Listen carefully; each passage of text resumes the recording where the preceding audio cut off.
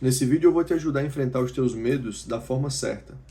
Então você está com medo de tudo. Medo do futuro, medo de tomar decisões, medo de errar, medo do presente.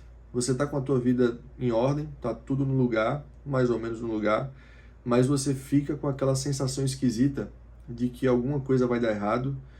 Você tem medo da humilhação, medo de algum fato obscuro vir à tona e desmantelar tudo.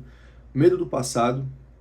Tem pacientes que chegam na terapia com medo, desesperados, com medo de terem cometido erros irreversíveis. Você está cheio de e se na cabeça, e se der errado, e se tivesse sido assim, e se não tivesse acontecido aquilo. Então todos esses medos, eles vão causando muita paralisia na vida, um peso, uma tristeza, uma sensação de dívida. E a ideia é a gente, nesse vídeo, refletir sobre as causas profundas. Eu separei 2 causas para a gente refletir juntos. E ao final do vídeo eu vou te fazer algumas perguntas reflexivas e passar um plano prático para você já terminar o vídeo e começar a agir. O teu problema é que você pensa demais. Esse é um dos problemas. Então a ideia é você refletir, a gente refletir juntos aqui ao longo do vídeo. E ao final do vídeo você já tem coisas para fazer, para colocar em prática. Então eu sou Rafael Petrucci, sou filósofo clínico e logoterapeuta. E vamos lá. As 2 causas profundas que eu trouxe para a gente refletir aqui são, obviamente, o medo, medo profundo, medo existencial, medo cósmico, e a vaidade, esse movimento da alma chamado vaidade. A vaidade que eu vou tratar aqui é na perspectiva do autor Paul Diel, que é um psicólogo de origem austríaca que viveu na França. Então vamos lá, vamos começar pelo medo. O medo é uma emoção humana, é uma emoção que vai sempre estar presente. Não temos como escapar dele. Sobretudo quando a nossa vida está em movimento. E ela sempre está em movimento. O que eu quero dizer com isso é o seguinte. Existe uma ideia interessante do Viktor Frankl, em que ele diz que a vida está sempre nos fazendo perguntas. Ela sempre nos questiona. E ela vai fazendo perguntas muito específicas. Essas perguntas, elas têm muito a ver com o momento da vida em que você está, a fase da tua maturidade, do teu desenvolvimento. Naturalmente, por as perguntas serem muito específicas, você vai precisar desenvolver uma sensibilidade, uma capacidade de ouvir as perguntas e encontrar as respostas, que também vão ser muito específicas. Então você tem os teus relacionamentos, você tem os teus desejos, as tuas frustrações, os teus limites, as tuas aptidões. Tudo isso forma a tua circunstância. E é nela que você vai precisar encontrar o sentido. Então, se comparar com os outros pode ser útil até certo ponto, mas vai ter sempre aquela nuance que só existe na tua vida e que você vai ter que dar conta de dar o teu passo, tomar a tua decisão, seguir adiante, encontrar a tua resposta pessoal. Então veja, se nós estamos sendo o tempo inteiro questionados, o medo é um sinal de que a nossa vida está em movimento. Naturalmente nós vamos ter medo mesmo de responder a essas perguntas da vida. Então, aqui, nessa sensação de que precisa responder à vida, aqui entra o primeiro ponto. A primeira causa de neuroses relacionadas ao medo de agir, ela está aqui, que é o seguinte. Quando você está diante dessa exigência que a vida faz, você pode cair numa coisa que eu tenho conversado com os pacientes, que é o delírio de onisciência. Que é o seguinte, você se depara com as exigências e percebe que você não tem todas as respostas. E aí você começa a criar a ilusão de vai chegar um momento em que eu vou ter todas as respostas, o universo vai clarear o caminho, vai dizer tudo o que eu preciso fazer e vai me dar uma série de garantias. Olha, esses momentos até existem. O filósofo Louis Lavelle, ele tem um trecho, um textinho que ele diz que há momentos na vida em que parece que o universo se abre e você é tomado por uma certeza, uma clareza de que você está seguindo mesmo o teu rumo. Só que esses momentos eles são raros e eles duram pouco. Então você tem que fazer um esforço de cultivar eles na memória. Mas você vai passar a maior parte do tempo sem ter esses momentos. Então é preciso que você aceite muito bem que você não tem todas as respostas e está tudo certo com isso. É um sinal de que a tua vida está em movimento e você vai precisar continuar se desenvolvendo. Mas por que a gente cai nesse tal desse delírio de onisciência? Por que a gente cai nessa busca por garantias de que as coisas vão dar certo, né? Porque aí, se eu souber que vai dar certo, aí eu ajo. Veja, o medo que está no fundo disso é um medo muito, muito óbvio, mas que a gente tem muita dificuldade de confessar, de ser sincero conosco, né? De confessar isso para nós mesmos, que é o medo de sofrer. Nós temos um medo absurdo de sofrer. Mas veja bem, nessa vida é impossível você passar por ela sem ter nenhuma cota de sofrimento. Todo mundo vai ter uma cota de sofrimento. Olhe para a sua vida, para os seus amigos, os seus familiares, os seus conhecidos. Todo mundo tem lá as suas perdas, fracassos, tragédias, confusões. Não dá para fugir. Então, quanto mais rápido você aceitar isso, um pouco mais de lastro, de força você vai ganhar. O Rudolf Allers, ele tem uma definição de neurose, se eu não me engano é do Rudolf Allers, que ele diz o seguinte: a neurose é uma briga contra a finitude. Então, a finitude, nesse sentido em que nós estamos falando, é justamente essa nossa exposição ao sofrimento. Não temos como fugir disso, é um limite nosso. E você brigar contra isso é brigar contra uma das características da condição humana. Brigar contra isso vai te endoidecer mesmo, vai te adoecer, vai te deixar neurótico. Então, a musculatura que você precisa desenvolver para lidar com o medo de sofrer é a musculatura da aceitação. Eu digo musculatura porque isso é um treino diário. Você vai precisar diariamente trabalhar essa tua capacidade de aceitar a realidade como ela se apresenta. E veja, não confunda aceitação com concordância, com achar bom o sofrimento. Não é bem isso. É possível encontrar um bem no sofrimento, encontrar sentido no sofrimento. Mas a aceitação, a que eu estou me referindo, é essa abertura para o real. É aceitar amorosamente o modo como a realidade se apresenta. Então, na medida em que você aceita isso, você diminui radicalmente o teu desespero, a tua tristeza, as tuas confusões. E veja, algumas manifestações do medo aparecem justamente aqui, quando você se depara com a pergunta da vida e começa a querer garantias. Então, ruminações, análises intermináveis, revisões do passado, a busca por garantias, comparações injustas, todas essas coisas, elas são manifestações do medo. E quanto mais você entra nesse ciclo, mais culpa você sente, porque você passa a adiar as suas decisões, e quem adia muitas decisões vai acumulando uma culpa, e essa culpa vai se tornando muito grande e vai ficando bem difusa, ela vai se espalhando por várias áreas da tua vida, você vai carregando um peso, e esse peso vai se tornando irritabilidade, ressentimento, raiva, tristeza, depressão. Então, existem várias coisas que surgem desse confronto que você faz com a realidade. Poxa, eu não tenho as respostas. Eu preciso encarar esse negócio. Quando você simplesmente não se abre para a realidade do sofrimento, você começa a buscar garantias e gera um ciclo neurótico de medo, dúvida, etc. Então, qual é o remédio para isso? Veja, é a aceitação. Nós precisamos nos abrir amorosamente para o que a vida tem a nos oferecer. Ela questiona, você responde e assim por diante. Esse movimento não para. Se você tiver de coração aberto, e o coração é um símbolo do espírito, se o teu espírito estiver aberto a contemplar a realidade, você não vai se desesperar. Você vai aceitar bem o sofrimento. Você vai começar a ganhar uma postura que fica mais... Você até encontra algumas respostas quando você se coloca nessa posição. Entende? Então, essa caminhada sem garantias é uma parte da condição humana. Então, essa ideia de que, olha, não tem como escapar do sofrimento, eu separei alguns pontos aqui. Uma ideia do Viktor Frankl, que pode ser um remédio para resumir essa coisa do sofrimento, é: atreva-te a sofrer. O Viktor Frankl faz essa provocação: atreva-te a sofrer. Tenha coragem de aceitar o teu sofrimento e buscar um sentido nele.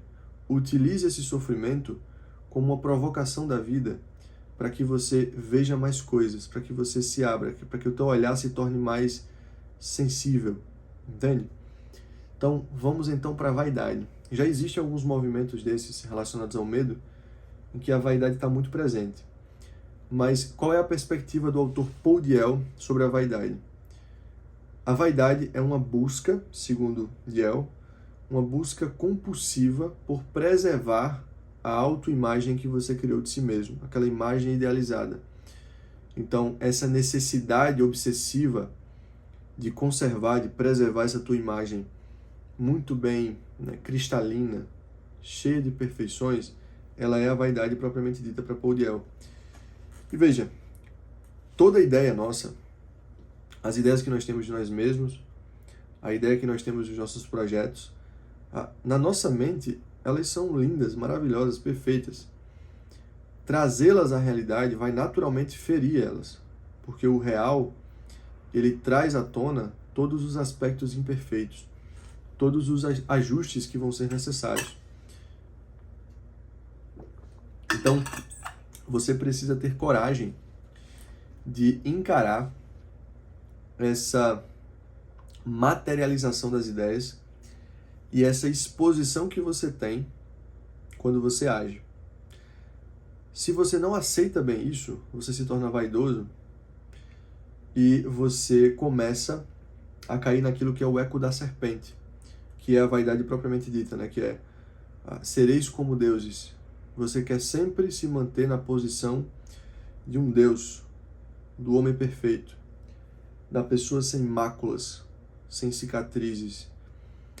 E todas as experiências que podem revelar os teus limites, as tuas falhas, as tuas imperfeições, se tornam então um ponto de evitação. Você passa a evitar essas experiências justamente porque elas vão ferir aquela imagem idealizada que você tem. Então veja, o vaidoso, ele está mais interessado na preservação, na manutenção da autoimagem, do que na verdade sobre si, sobre a vida, sobre a realidade. Então perceba, a vaidade ela te torna menos capaz de ouvir aquelas perguntas da vida e de responder, muito menos de responder. Qual é o remédio para isso? Ora, é a humildade. A humildade, ela vai no caminho dessa aceitação que eu mencionei anteriormente, de você ser capaz de aceitar, nesse caso, as tuas imperfeições. Faz parte da condição humana ter essas imperfeições. Faz parte da condição humana sofrer. Faz parte da condição humana sair desse estado perfeito das ideias e trazer as coisas à tona no mundo material, no mundo físico, inclusive. Quando você começa a aceitar bem isso, a se colocar no teu lugar, a confessar, esse vai ser um dos exercícios que eu vou te passar aqui, a confessar os teus limites, sem se justificar, sem se esconder, você começa a experimentar uma força moral, uma força espiritual muito grande. Porque você está sendo honesto. Você está conseguindo vencer aquele ponto fraco que a vaidade te impõe, que é, nossa, essas ideias são perfeitas, não podemos trazer à tona. É a serpente dizendo, não podemos expor os nossos defeitos. Temos que preservar essa nossa imagem de Deus. Entende? Então, a pessoa vaidosa, ela inverte a pergunta.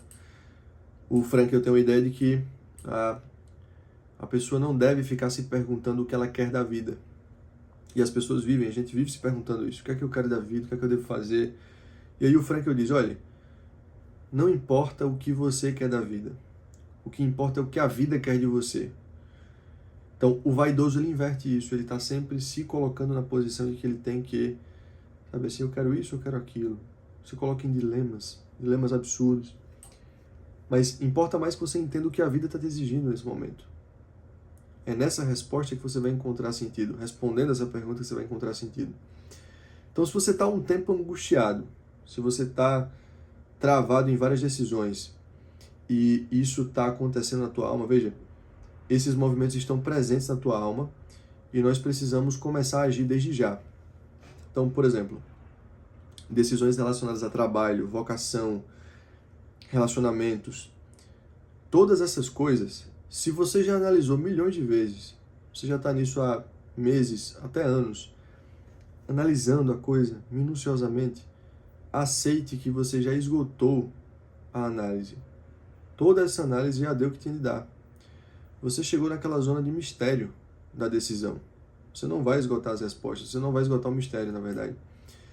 Então, nessa hora, o que sobra para você é o salto de fé. Você precisa se lançar, fazer um ato de fé, se lançar na ação. Se você está entre duas opções boas, escolha uma e se comprometa até o fim. Você não vai descobrir qual era a melhor. E aqui entra um trecho do Kierkegaard, o filósofo dinamarquês, que ele fala uma coisa engraçada, mas que ajuda muito a tirar esses dilemas, né, que a gente entra e fica ali milhões e milhões de análises, que é um trecho em que ele diz: casar ou não casar? Case e você se arrependerá. Não case e você também se arrependerá. Casando ou não casando, você vai se arrepender.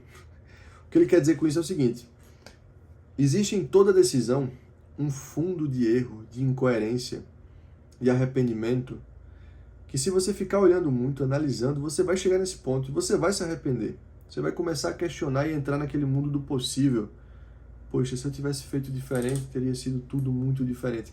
A questão é que você não sabe disso. Não dá para saber.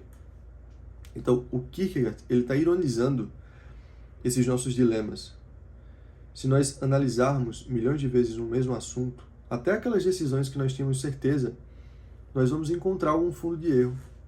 É possível você incitar em si mesmo um arrependimento por algo que você tinha certeza que você estava fazendo certo. Entende? Então, essa coisa das análises, você precisa aceitar que você já esgotou. Você precisa simplesmente fazer um salto de fé. Então, vamos para algumas perguntas reflexivas. Uma primeira coisa que você precisa fazer: pergunte-se, eu tenho medo de quê? Essa pergunta ela parece óbvia, talvez você já tenha se feito, mas, em geral, a gente fica com vários medos ali difusos na cabeça, sem dar uma concretude, sem dizer, não, meu medo é isso aqui. Por exemplo, se eu tomar essa decisão, qual é o medo? Se você for por esse caminho aqui, qual é o teu medo? É medo de se arrepender, por exemplo? É medo de passar por um desafio específico? Não, se eu fizer isso aqui, se acontecer isso aqui. Qual é o medo? Anota. Anota todos esses pensamentos que estão aparecendo na tua cabeça. No segundo momento, você vai se perguntar o seguinte: o que a vida está exigindo de mim agora? Você precisa ter um momento de silêncio. Não precisa durar muito tempo. Você pode separar ali uns 10 minutos para ficar em silêncio, se fazer essas perguntas e tomar notas. Tira as coisas do pensamento e coloca no papel. Então, coloque lá, eu tenho medo disso, disso, disso. O que a vida está me exigindo? Vai ter situações, se você se identificou com o que eu venho falando nesse vídeo, vão ter aí inúmeras situações em que a vida vai estar te pedindo mais coragem, mais audácia. Audácia é o remédio para boa parte desses medos. Mas você vai notar que tem situações em que a vida te pede um pouco mais de paciência. Em outras, ela te pede mais conhecimento, aquisição de habilidades. Em outra, ela te pede carinho.